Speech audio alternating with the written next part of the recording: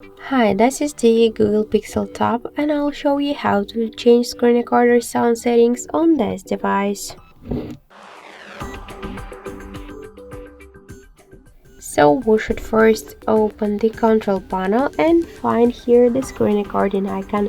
If you don't see this icon here, tap to this edit one, find the screen record, hold it, drag it to the subsection to add this option to your panel.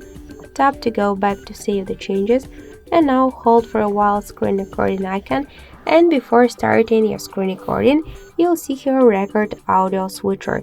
Now the switcher is turned off, so this means that you'll record the mute videos. When you'll turn it on, you could switch one from the options, for example to use the device audio only, to use only the microphone to comment something, or also you could use them together. And after that you should just click here to start your screen recording. So that's it. Thank you for watching, and if you like this video, leave thumbs up and subscribe.